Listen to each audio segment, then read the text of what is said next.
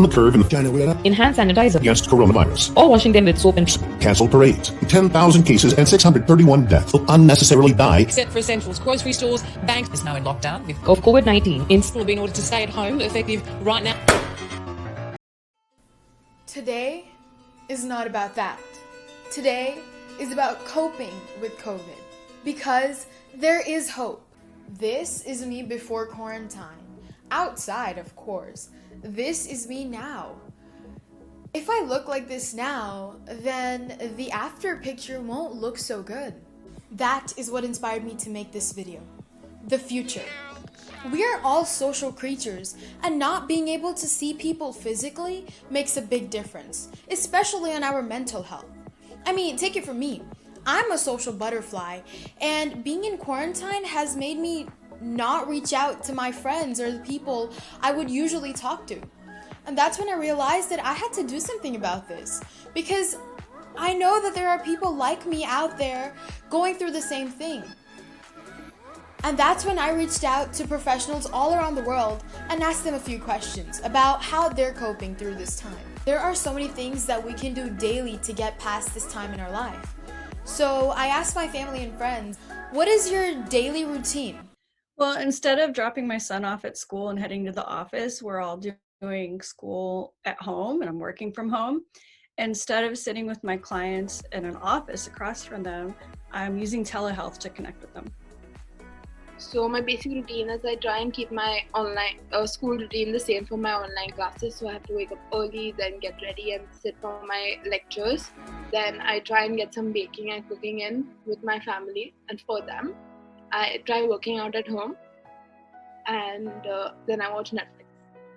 I try to keep myself as relaxed as possible, so I'm not gonna beat myself over the head if I don't wake up at a certain time. If I sleep in, that's fine. But after I do wake up, I try to be as productive as possible. If my kids are not doing all their work on time or they're not keeping a certain schedule, I'm not going to stress out and I'm not going to go chase them down and make them do certain things, because this is a period of stress for them too. I'm trying to be a support rather than a person who critiques them.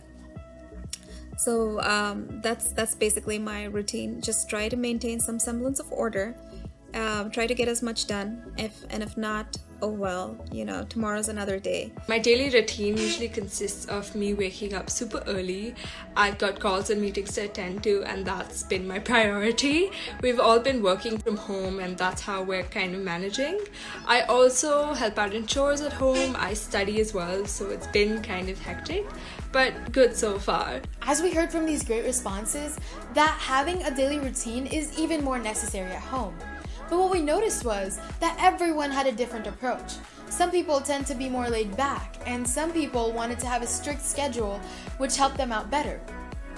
My daily routine consists of waking up a little late, getting some yoga in, having breakfast with my family, which we really weren't able to do because we all had busy schedules before. Then I'd get to online schooling, and then at the end, in the evening, we would do some fun activities as a family. The second question I asked was, what is something that you're doing differently or to improve your skills? Well, I'm definitely staying indoors more. One of the main things I'm doing is trying to take out time for myself. So whether that's through the hobbies that I'm doing or whether that's just being out in nature, which is one of my favorites, and just being more conscious of every action that I take, especially now, because this is not the time to take risks that are going to affect your health. I've also tried to do different things that I can improve on, such as my Spanish and speaking it more and even reading it. I've also done exercise so I can stay active because I have a really bad back, and just staying active makes sure that it doesn't lock down on myself. I've also tried to cook more, even though I'm already a master.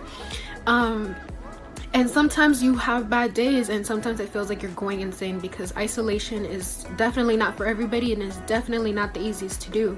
So I like to do my makeup sometimes and have a full-blown photo shoot and just take away the focus from other things to myself. I've also liked to paint on little canvases, which can be really fun, and here's an example of one of them. I said that I was reading, right? But besides that, now that I have time, I started I'm studying for the LSAT, so something that I'm challenging myself with. I'm not really great at tests. I'm great with like talking and being with people, but not at tests. So that's what I started doing. And I used to do this handcraft called origami. And the last time I did it was maybe in 2012. So after 8 years, I was like, oh, time to, like reconnect with that sort of skill. So I've been video calling a lot of friends, like teaching them, showing them how to do the fold and stuff, and just sending them YouTube videos, be like, hey, follow this, you can make this and that. So that's something I started doing.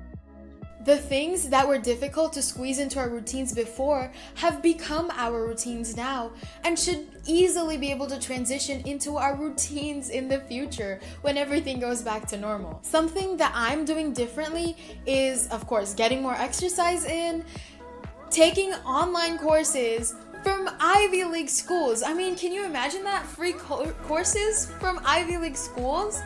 I mean, that's crazy. I'm reconnecting with my friends, with people that I thought I lost my bond with.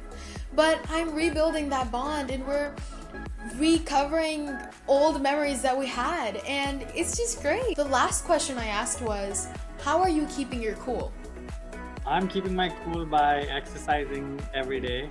And, my wife is cooking great food, so that's helping me keep cool. I'm going to be honest, thank God for alcohol. I should drink tequila and wine, yeah. But to be honest, keeping my cool, I watch my kids, looking at my kids smile and be happy, and actually not worrying about what's happening outside or, seeing them affected is what makes me happy. So besides cooking and TikTok videos, personally, I have found a great space in Zoom. Connecting with people who I haven't been in touch has helped to keep mental balance. My personal favorite in this time has been an hour with a difficult Sudoku. I enjoy it. It's a great brain exercise. My regular practice of yoga. I've also gotten my family, my husband to join me, and we do an hour of yoga every evening. I think for me, getting through this, I've had to keep all the positives in mind, right? So for me, my family is happy, we're healthy, blessed. And when you take all those negatives and you find all your positives and you put them together and you focus on the positives, really, that's all that matters. With these responses, we recognize that people all around the world are using similar coping mechanisms. I am keeping my cool by doing an activity I like dancing. I like to let loose. As we saw, that we are all together in this. It is not a singular worry. In fact, let's not call it a worry. Let's call it a hopeful opportunity. We're right now in the cocoon and we're building to become a butterfly and come out of it all together. Please comment down below as to how you're coping through this time. And as always, like, share, and subscribe. And I have to do my outro that I always do in all my videos. Bye, guys!